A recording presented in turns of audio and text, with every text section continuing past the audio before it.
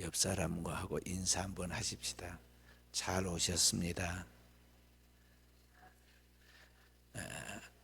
하나님은 당신을 사랑하십니다.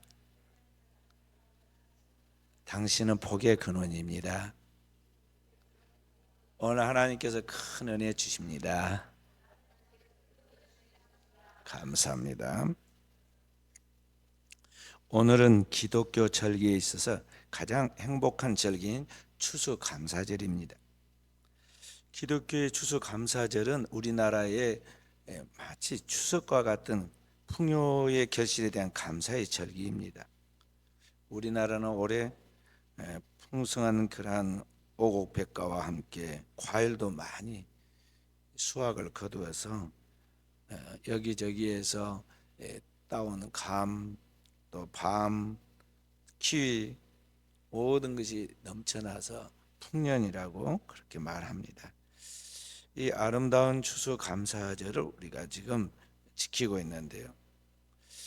유대인들은 이스라엘 백성들은 하나님 앞에서 절기가 세 가지가 있습니다. 이스라엘 백성들이 지키는 3대 절기가 뭐냐면 첫째가 유월절입니다.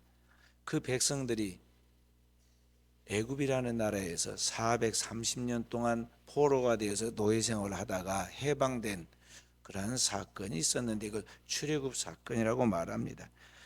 출애굽할 때 하나님께 그 백성들을 어린 양의 피를 발라서 그 피를 보고 저주와 재앙이 지나갑니다. 그래서 그 백성들 구원받았는데 이때를 유월절이라고 그렇게 부릅니다. 장차 세상을 구원하러 오신 하나님의 어린 양이신 예수 그리스도의 피로 세상에 구원받는 것에 대한 상징적인 그러한 절기입니다. 두 번째 절기가 뭐냐 하면은 맥추절입니다. 보리맥자를 써서 맥추절이라 부르는데요. 이날은 출애굽한 이스라엘 백성들이 하나님이 약속한 땅에 가나안 땅에 들어가서 곡식을 심어 가지고 거둔, 그러니까 모든 곡식을 이제 재배해서 첫 열매를 거둔 그 감격, 첫 열매에 대한 감사를 하나님께 드리는 절기입니다. 이것은 장차 이 땅에 오신 예수 그리스도께서 그 피로 인류를 구원하시고 그의 성령으로 모든 영혼들을 새롭게 해서 이 땅에 거두어 드리는 것에 대한 하나의 상징적인 절기였습니다. 마지막 절기가 수장절이라고 하는 절기인데 오늘 우리가 지키는 이 추수감사절입니다. 곡식을 거둬들여서 이게 창고에 저장한다는 것입니다. 그래서 이 그 백성들이 이제 한 해의 농사를 다 마치고 곡식을 거둬서 창고에 저장하고 우리하고 똑같이 이 겨울을 보내듯이 거기에서 안식을 누리는 것인데요. 이것은 장차 이 땅에 구원받은 영혼들이 천국에 들어가서 영원한 안식과 평강을 누리는 그런 상징적인 절기입니다. 이스라엘 백성들의 모든 이 절기 3대 절기는 모두 무엇과 관계되느냐면 하나님이 그들을 구원하심에 대한 감사의 절기입니다. 이스라엘 백성들 늘 자신의 삶 속에 개입하셔서 그들을 양떼처럼 인도하고 그들을 구원해서 영원한 하나님의 나라로 인도하신 그 하나님을 의식하면서 하나님께 감사의 절기를 지키게 되었는데, 이런 축제의 절기를 통해서 장차 우리에게 주어지는 그 영원한 하나님의 나라를 그들이 미리 맛본 것입니다. 그리고 그 하나님의 나라의 그 축복들을 미리 끌어다가 미리 맛보면서 그 축복을 그 함께 즐기는 축제의 형식을 띠고 있는 절기가 이스라엘 백성들의 명절, 그들의 절기예요. 그러니까 의미가 있는 것이죠. 그리고 단순히 우리가 생활해 가면서 재밌다, 좋다 정도가 아니라 그 속에서 우리를 창조하시고 구속하시고 우리를 영원한 세계로 인도하신 그 하나님이 우리에게 주시는 그 궁극적인 축복의 의미를 알고 그 의미를 따라서 하나님 앞에 영광 돌리는 그러한 축제를 누리고 살았다 하는 것이죠. 사실은 역사를 가만히 고찰해 보면요, 이스라엘 백성들의 그 걸어온 역사는 우리나라하고 거의 비슷한데 5,000년의 역사를 그들도 가지고 있습니다. 그런데 그 역사 속에 우리나라보다 더 고생을 많이 했지 덜 하지는 않아요. 많은 고생을 했으면서도 불구하고 그 속에서 그들을 사랑하시는, 그들과 함께 하시는, 그들을 구원하고 그들을 영원한 하나님의 나라의 영광 가운데 이르게 하시는 하나님에 대한 확실한 소망을 가지고 믿음으로 살아간 것을 바라볼 때 그들이 정말 하나님의 택한 백성이 틀림이 없다 하는 것을 우리가 볼 수가 있어요. 그래서 오늘 우리가 하나님을 믿는 하나님의 백성들은 이러한 거룩한 소망을 같이 가지고 함께 하늘의 유업을 받기 위하여 나아가야 하는데, 과연 우리가 이 땅에 살고 있으며 그 영원한 하나님 나라의 영광과 안식을 누리며 살아가고 있는가? 우리는 우리의 자신을 돌아봐야 하겠습니다. 우리나라는 지금 세계에서 가장 잘 사는 나라 10개 국가 중에 하나로 들어갔습니다. 반세기 전에 우리나라는 세계에서 가장 가난한 나라였습니다.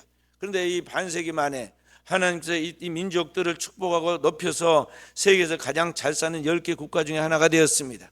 최근에 나와 있는 발표된 통계를 보니까요, 세계에서 가장 가서 살고 싶은, 이민 가고 싶은 나라 2번째가 우리나라였어요. 미국이 첫 번째고 두 번째 나라가 우리 한국 대한민국입니다.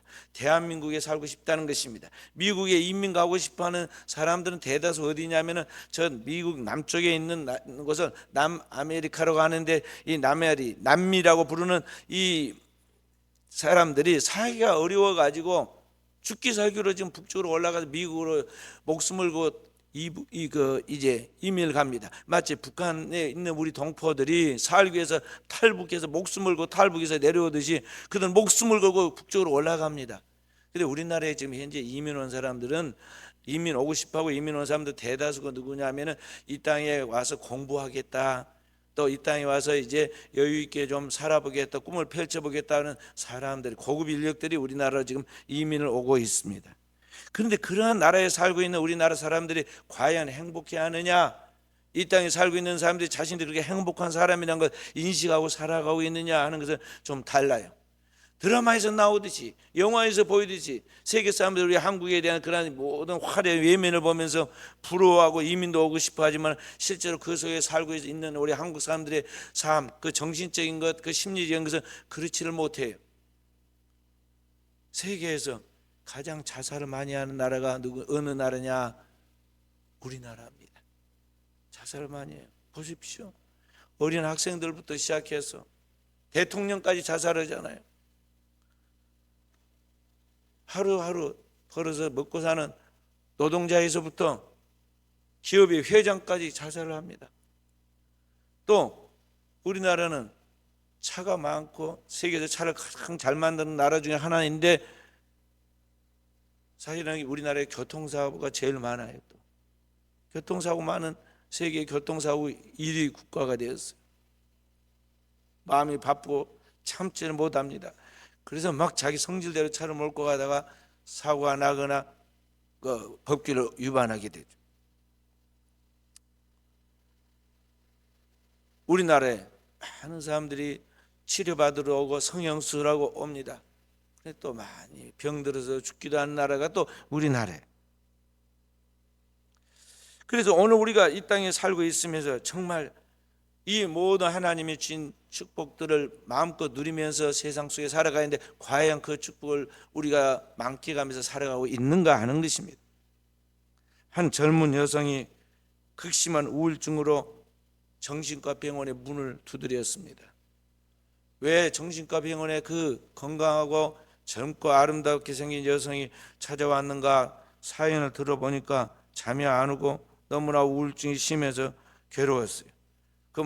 그녀의 마음에 극심한 우울증이 생겨가지고 살 수가 없습니다. 왜 그런 죄책감과 우울증이 생겼느냐? 자기 엄마 때문에 그렇게 되었어요. 그 엄마가 늘 부부싸움을 하면서 인생을 힘들어하고 괴로워합니다. 그리고 속상하는 일이 있을 때 남편과 해결되지 못한 그 문제를 아직 어린 아기인 이 아이한테다가 막 하소연을 합니다. 어릴 때는 엄마니까 그냥 다 들어줬습니다. 좀 크면서는 엄마가 불쌍해서 그 이야기도 들어줬습니다. 그런데 성장하면서 이 여인이 의문이 생겼어요.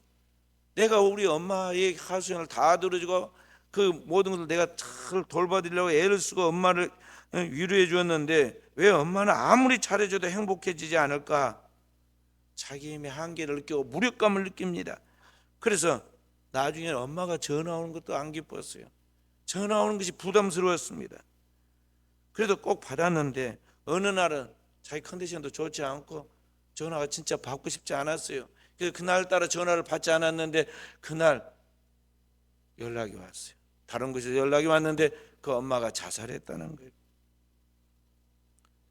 처음으로 전화를 안 받았는데 자살했어요. 그래서 자기의 엄마가 그날 내가 꼭 한 번 전화 안 받는데 그날 죽었으니까 자기 때문에 죽었다 생각이 들어서 죄책감이 들었고, 그 마음 때문에, 마음의 우울감 때문에 잠이 오질 않고 사는 것 같지를 않았어요. 인간이 이런 것입니다. 아무리 풍요의 세상 속에서 행복하게 보이고 행복하게 살아갈 것 같지만 인간은 어린 철부지 딸에게라도 의존하고 싶은 그런 나약한 존재가 인간인 거예요. 그리고 그 인간으로부터 뭔가를 채워서 자기의 생을 하루하루 연장시켜 가려고 하는데 그것이 유지되지 않으니까 그 무서운 잘못된 결정을 내려서 자신의 운명뿐만 아니라 자신의 딸까지도 평생 그러한 고통 속에 살아가게 만들고 말았다는 거죠. 이로써 우리가 알 수 있는 것은 뭐냐면, 아무리 이 세상이 잘 살고 풍요로워 할지라도, 또 이 땅에서 많은 사람들이 살고 있다 할지라도, 그 누구도 인간의 그 마음을, 이 비어있는 인간의 내면의 그 텅 빈 마음, 그 괴로움을 해결해 줄 수는 없다는 것입니다.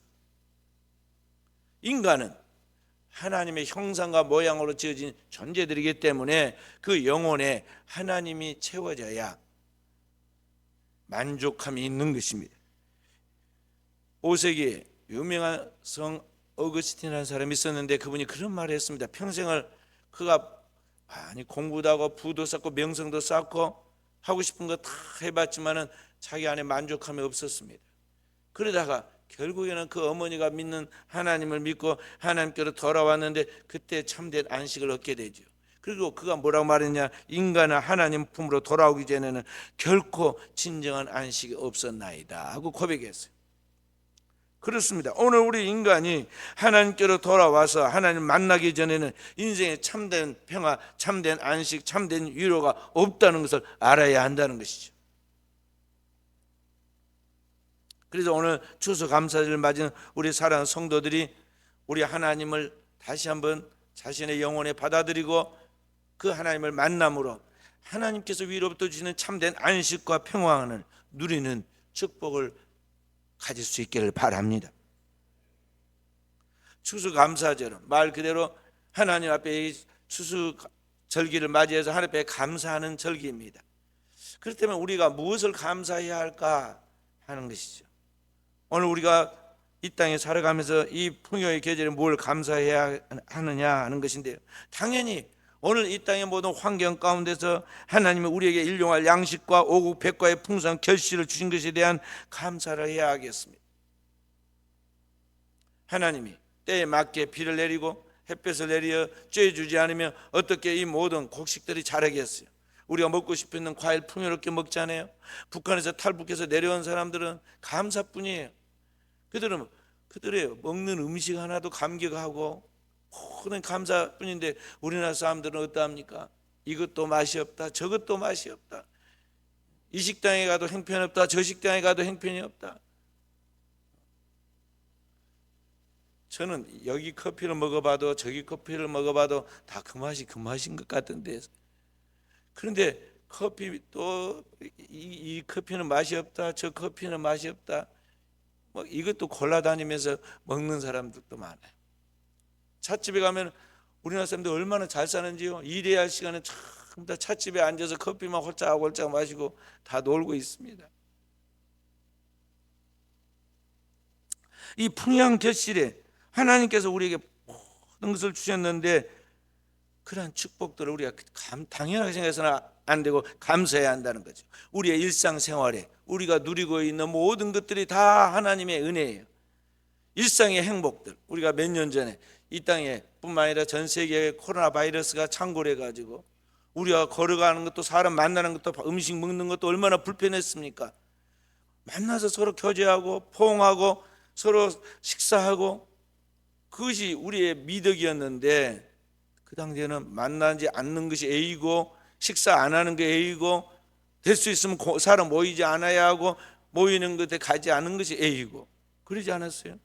그러면서 우리가 숨 쉬는 것에 이 자연스러운 이 숨 쉬는 것이 당연한 줄 아는데 이게 얼마나 큰 축복인지, 우리가 과연 다시 이렇게 자연스럽게 마음껏 다니면서 숨 쉬고 마스크 벗고 다닐 날이 올까? 우리가 그때 두려워했잖아요. 그러면서 우리가 하나님께서 주신 햇볕, 자연의 공기들, 우리가 누리고 있는 그 모든 환경 속에서 만나는 모든 사람들과의 관계, 이러한 것들이 얼마나 소중한 것을 발견했잖아요. 두 발을 딛고 땅 위에 걸으면서 자기가 가고 싶은 데 가고, 듣고 싶은 걸 듣고, 만나고 싶은 걸 만나면서, 우리가 먹고 싶은 걸 먹으면서 생활하는 이 모든 일상이 하나님의 축복입니다. 그것을 하나님 앞에 감사할 줄 알아야 한다는 것이죠. 그런데 더 중요하고 더 본질적인 진짜 감사가 있어요.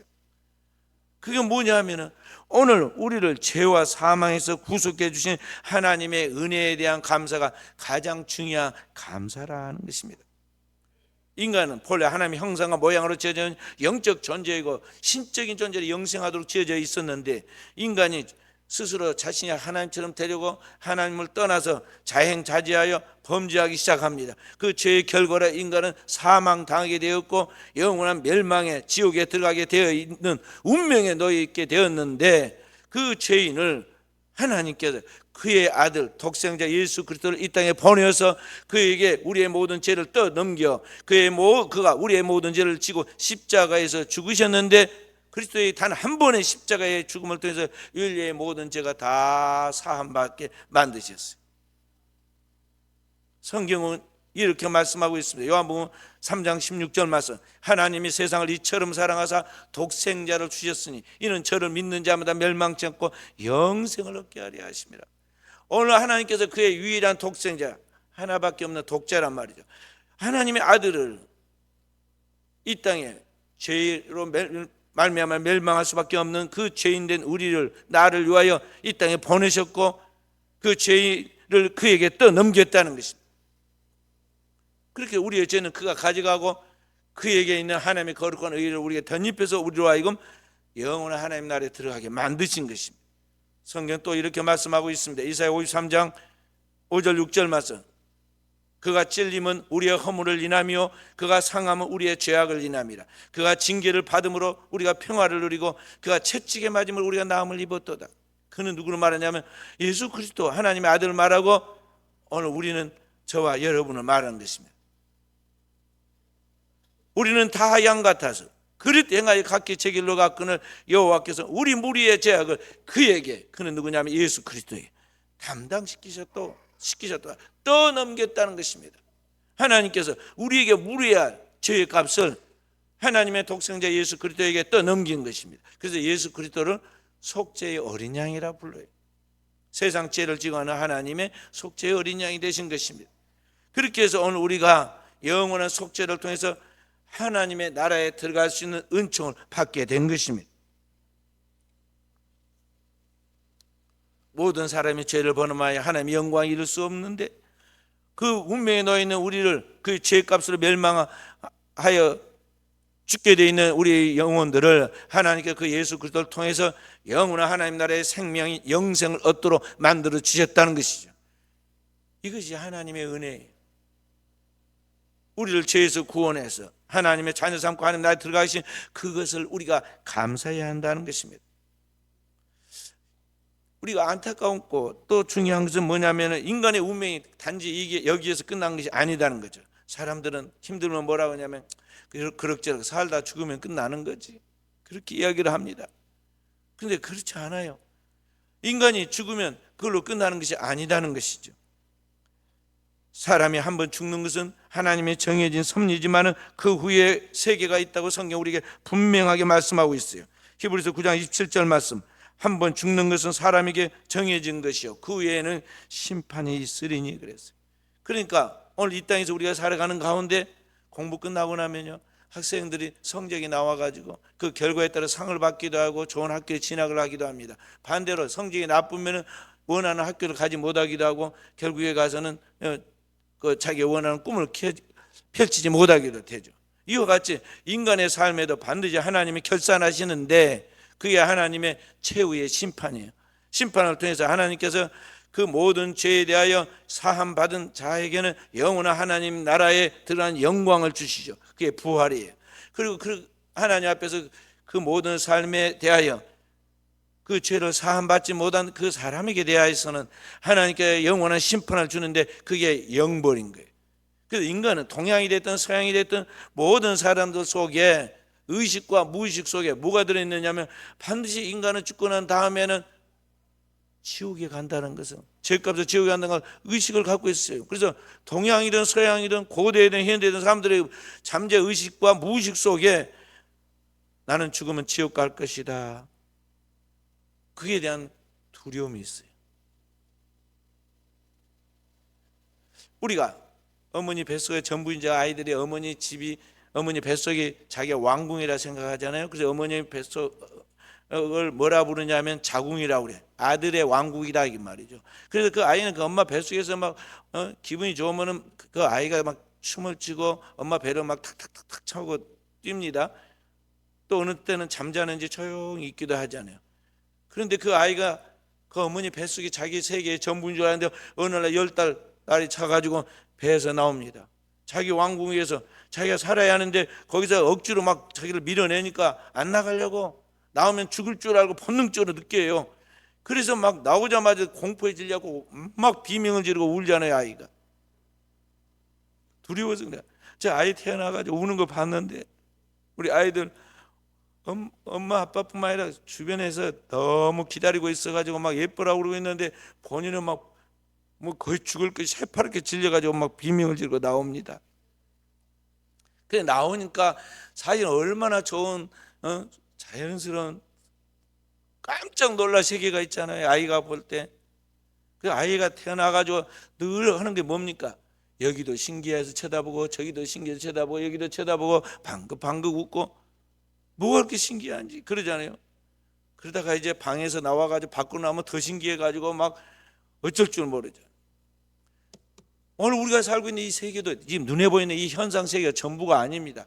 이 현상 세계 넘어 태양계라는 이 태양이 있는 세계가 있고 태양계를 넘어가면은 이 소우주라는 우주가 있어요. 이 태양계와 같은 별들이 이 우주에 3천억 개 정도 있는데 그러한 별들의 군집이 이 우리 은하계예요. 우리 은하계가 있고 이 은하계와 같은 은하계가 이 우주 밖에 또 대우주가 있는데요. 이런 우주, 소우주가 한 3천억 개 또 있어요. 그런데 그 대우주 밖에도 영원한 세계가 펼쳐지는데 그게 신의 왕국이에요. 하나님이 창조한 본래의 세계인 하나님의 나라가 있다는 말이죠. 그래서 그리스도 예수의 피로 구원받아 영원한 속죄를 받은 그 하나님의 자녀에게는 그와 같은 하나님 나라의 영광을 그에게 선물로 주시는 거예요. 그래서 하나님께서 나와 함께 영원히 살자고 우리를 그 자녀로 부르셨다는 거죠. 누구든지 그 예수 그리스도를 나의 주 나의 하나님으로 영접하는 그 사람에게는 하나님의 자녀가 되는 권세를 주어서 영원한 나라에 살게 만드신 것입니다. 요한복음 1장 12절 말씀, 영접하는 자 곧 그 이름을 믿는 자들에게는 하나님의 자녀가 되는 권세를 주셨으니, 그 하나님의 자녀가 되는 권세를 주었어요. 그렇기 때문에 오늘 우리는 그 하나님의 자녀로서 그 하나님의 거룩한 영광 가운데 살아갈 소망을 가지고 오늘을 살아가는 깨어있는 하나님의 자녀들이 되야겠어요. 성경 우리에게 말씀하시기를 주 예수를 믿으라 그리하면 너와 네 집이 구원을 받으리라 그랬어요. 오늘 우리가 그 예수 그리스도를 나의 주 나의 하나님으로 받아들이고 믿는 그 사람은 그 사람뿐만 아니라 그의 가정 전체가 다 구원받아 그 영원한 하나님 나라에 들어갈 수 있는 축복을 주셨다 이 말이에요. 그 하나님 말씀 어린아이처럼 순수하게 순결하게 믿고 그 주님을 믿고 나아가는 사람에게는 하나님께서 평생을 그리고 영혼을 책임져 주시고 그의 모든 환경을 주관해 주시고 축복하시는 거예요. 그래서 중요한 것은 뭐냐면 그 하나님을 나의 주 나의 하나님으로 내 안에 받아서 믿는 거예요. 그래서 영접한다 그래.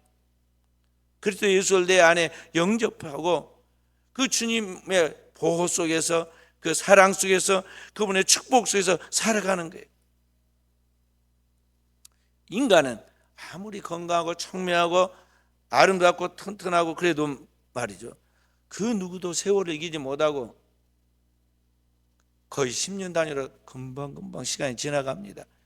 그래서 그 예쁜 아이가 어느 날 청소년이 되고 그 청소년 귀여운 꿈과 같은 소년들이 소녀가 어느 날 보면은 아줌마 아저씨가 되어갖고 있고, 어느 날 그 아줌마 아저씨들이 자기들 자녀들 길러가지고 이제는 노인이 돼서 손자를 거느려요.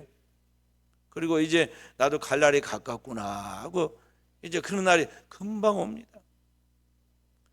그러니까 오늘 우리에게 이 주어진 시간의 한계 안에서 인간이 육신이 흙으로 지어진 존재인데 흙으로 와서 흙으로 돌아가기 전에 오늘 우리를 창조하신 창조주 하나님을 기억해야 돼요. 그리고 그 하나님 앞에서 내 인생을 새롭게 결단해야 한다는 것이죠.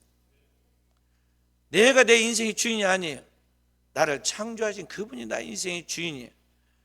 그분이 나의 인생을 설계하고 나를 그의 뜻대로 그 계획대로 만들어 가시는데, 내가 내 꿈을 가지고 내 소망대로 내 하고 싶은 대로 하면은 잘 될 것 같은 생각, 상상은 있지만은요, 되는 일이 없어요. 여기 길거리에 다니는 이 동네에서 저 동네까지 순천 시내 30만 인구를 다 물어봐요. 꿈을 성취했습니까? 어릴 때 꿈이 이루어졌습니까? 물어보면요, 한 사람도 자기 꿈이 이루어진 사람이 없어요. 인생이 이상하게 돌아가. 우리의 역사를, 우리의 인생을 주관하신 분이 누구냐면 하나님이시죠. 그러니까 그 하나님 앞에 내 인생을 맡겨야 돼요. 양이 목자를 따르듯이 그 선한 목자와 같은 하나님께서 오늘 우리의 인생의 주인이 되어 우리를 이끌어 가신다 알고 그 하나님 앞에 내 생애를 맡겨야 한다는 거죠. 그러하면 하나님께서 우리의 생애를 책임을 져주시고 우리의 미래를 영원한 하나님 나라까지 든든한 반석에 세워서 이끌어 주시는 것입니다. 그래서 오늘을 살아가는 귀한 성도 여러분, 여러분과 제가 그 주님을 확실하게 믿고 나가는 깨어있는 종들이 되야겠습니다. 선거의 계절이 오면 정치하는 사람들은 시장이 됐든 국회의원이 됐든 대통령이 됐든 다 뭐라고 말하냐면, 정말 살기 힘드시죠? 저를 뽑아주면 내가 아주 살만한 세상 만들어 드리겠습니다. 좋은 일 있게 하겠습니다. 뭐 별 이야기를 다 해서 조금 더 나아지려나 하고 말이죠. 바꿔보자 이번에는. 그리고 한번 우리가 바꿔서 찍어보잖아요. 이쪽도 찍어주고 저쪽도 찍어보고. 그런데 결과는 늘 어떻게 됩니까? 속았다예요. 사람들이 다 느낌이 그거죠. 그분들이 약속한 대로 안 되잖아요. 왜냐? 그 사람이 가서 할 수 있는 거 거의 없어요. 대통령이 된다고 해서 뭐 할 수 있는 거 없습니다. 또 뿐만 아니라 그 사람이 권력을 쥐고 나면요, 거기 하는 일에 바빠가지고 자기가 투표했던 사람들 돌아볼 시간도 없어요. 그러니까 이 투표자 입장에서는 속은 느낌이 드는 거예요. 그래서 막 이제 6개월만 지나면은 끌어내리자, 바꿔보자고 막 안달을 하는 겁니다. 아무리 이 세상 정치 경제의 문제가 달라지면 좋아질 것 같이 그렇게 우리에게 장밋빛 환상을 이야기해도 인간의 근본적인 문제는 뭐냐면, 인간 내면에 그 흐르고 있는 인간의 그 근본적인 문제인 죄의 문제가 해결되지 않으면, 인간 속에 흐르고 있는 그 죄성의 그 죄 덩어리가 근본적으로 해결되지 않으면 인간의 땅의 문제도 달라질 수가 없다는 것을 알아야 돼요. 오늘 이 세상에 그 어떤 사람도 해결하지 못한 그 문제, 인간의 죄와 함께 그 모든 인간의 저주와 재앙과 질병과 죽음의 문제를 다 한 번에 해결하신 분이 누구냐? 하나님이 이 땅에 보내신 하나님의 아들 예수 그리스도다 하는 것이죠. 그분이 십자가에서 우리의 모든 죄와 허물을 담당하고 영원한 속죄의 피를 흘려서 우리의 죄를 아버지 앞에 회개할 때, 우리를 대속할 때, 그때 우리의 죄가 다 떠나가고 하나님의 거룩한 의가 우리에게 덧입혀진 것입니다. 그리고 우리가 이제는 하나님 앞에서 구원과 함께 영원한 생명과 축복을 누리게 되었고, 이 땅만이 아니라 영원한 하나님 나라의 영광의 영생의 축복을 얻게 되었다 하는 것이죠. 그래서 성경은 이렇게, 주님께서 이렇게 말씀합니다. 마태복음 11장 28절부터 30절 말씀. 수고하고 무거운 짐진 자들아 다 내게로 오라. 내가 너희를 쉬게 하리라. 나는 마음이 온유하고 겸손하니 나의 멍에를 메고 내게 배우라. 그리하면 너희 마음이 쉼을 얻으리니 이는 내 멍에는 쉽고 내 짐은 가벼움이라 하시니라. 아멘. 오늘 인생의 무거운 짐과 수고하고 무거운 그 짐, 죄의 짐을 지고 방황하고 상처 입은 영혼들이 어디 가서 문제를 풀어 해결할 것이냐?